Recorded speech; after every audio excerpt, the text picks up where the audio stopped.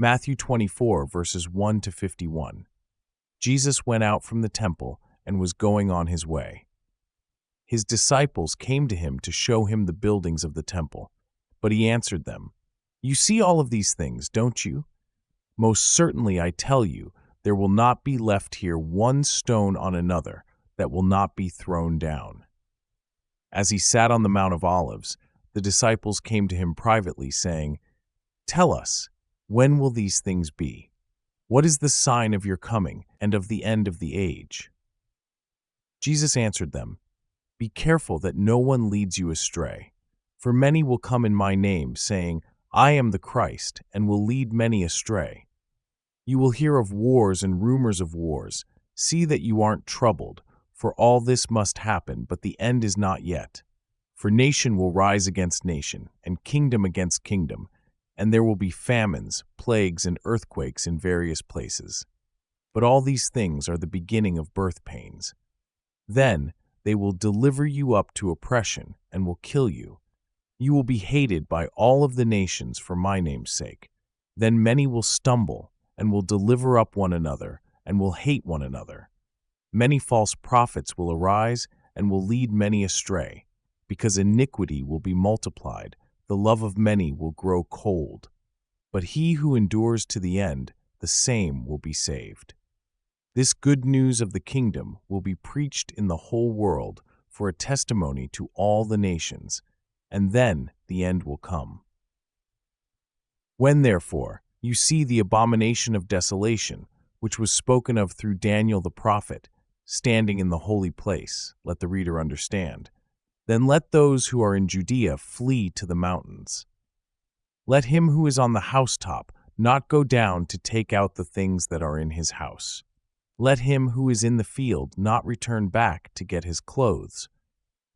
But woe to those who are with child and to nursing mothers in those days.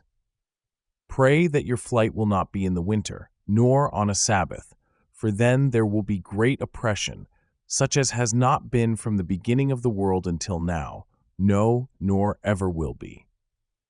Unless those days had been shortened, no flesh would have been saved. But for the sake of the chosen ones, those days will be shortened. Then if any man tells you, 'Behold, here is the Christ,' or 'There,' don't believe it. For there will arise false Christs and false prophets, and they will show great signs and wonders, so as to lead astray, if possible, even the chosen ones. Behold, I have told you beforehand. If therefore they tell you, 'Behold, he is in the wilderness,' don't go out. 'Behold, he is in the inner rooms,' don't believe it. For as the lightning flashes from the east and is seen even to the west, so will be the coming of the Son of Man. For wherever the carcass is, that is where the vultures gather together. But immediately after the oppression of those days, the sun will be darkened, the moon will not give its light, the stars will fall from the sky, and the powers of the heavens will be shaken. And then the sign of the Son of Man will appear in the sky. Then all the tribes of the earth will mourn, and they will see the Son of Man coming on the clouds of the sky with power and great glory. He will send out his angels with a great sound of a trumpet, and they will gather together his chosen ones from the four winds, from one end of the sky to the other.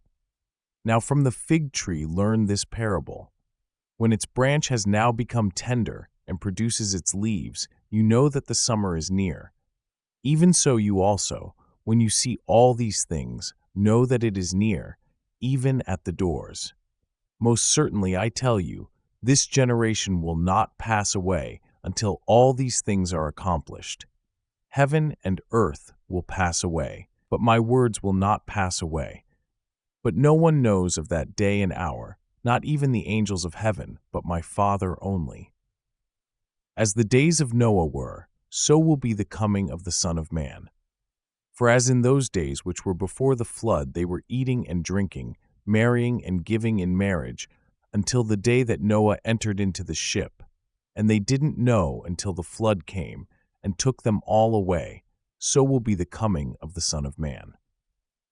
Then 2 men will be in the field, one will be taken and one will be left. 2 women will be grinding at the mill, One will be taken, and one will be left.